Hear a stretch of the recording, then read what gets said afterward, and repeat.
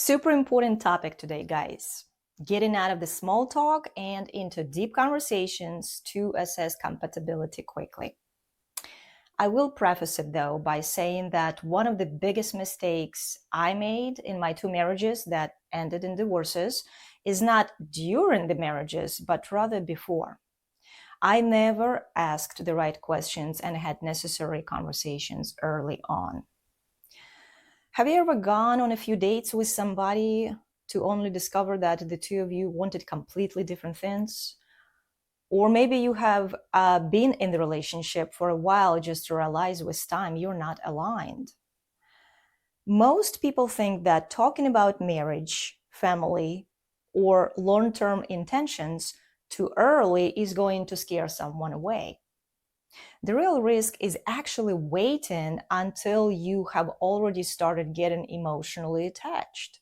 And that, by the way, is inevitable. It is our human nature to attach.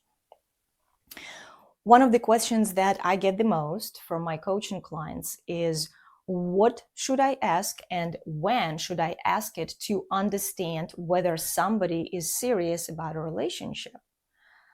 Not everybody in the dating world is looking for the same thing. It may seem like it, but it is not. Some people are looking for a relationship. Others are looking for attention, validation, or simply companionship. This is why it is your responsibility to determine whether there is alignment early on, because chemistry is not compatibility. The attraction is not enough data. If we feel the chemistry right away, for instance, the feelings start developing fast and they may cloud your judgment. You may start making excuses, overlooking red flags, and becoming emotionally invested before you have assessed whether you are actually compatible. Or you might be operating from a mindset of lack, scarcity, and fear. Thus, you may settle in a connection that deep down you know is not yours. So the purpose of dating is not simply to determine whether you like somebody. The purpose of dating is to determine whether the two of you are capable of building a future together.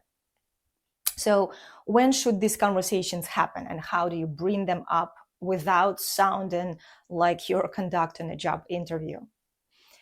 Basically, within first few dates. Not on the first 5 minutes of date number one, but certainly before you become emotionally attached. Because once feelings become involved, objectivity becomes much more difficult. All right, let's get practical here. I will literally give you the script you can use. Let's say you have already gone on 2 or 3 dates and you've enjoyed the time together, but no meaningful conversations about the future or each other's life values have taken place yet. You still don't know whether this person is dating intentionally or simply enjoying the experience of dating. This is where many people get stuck. They keep going on dates, hoping clarity will somehow appear on its own. It will not. Clarity requires a conversation. But don't make the conversation about extracting information and facts. Make the conversation about sharing values. So go for open-ended questions versus yes or no questions. Also, there is a difference between asking somebody, so what are you looking for? And creating a space where both of you can openly discuss your own vision for a relationship in detail. The second approach feels safer and it creates the opportunity for genuine emotional openness. So what does this actually sound like? You can say something like, listen, I've really enjoyed spending time with you this past few dates. I've enjoyed our conversations. I have enjoyed the laughs we shared, and I genuinely appreciate the time we have spent together.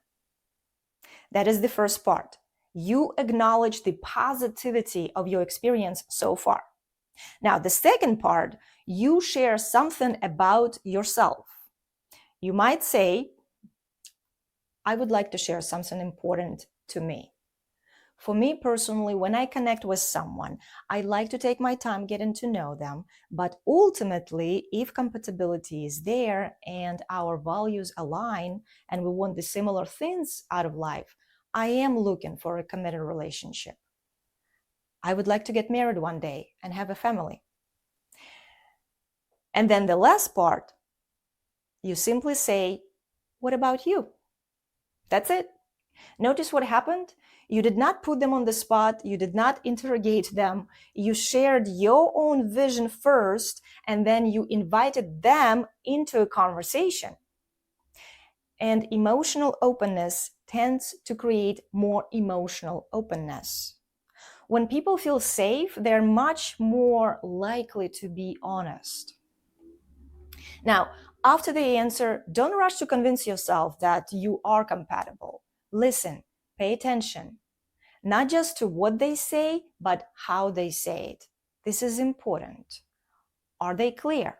Are they open, or they are resistant to answer? Do they know what they want?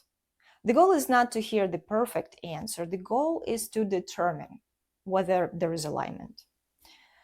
Because you're not just assessing compatibility, actually, you are assessing emotional maturity, self-awareness, and the ability to have honest conversations about the future. Healthy relationships are built on exactly that.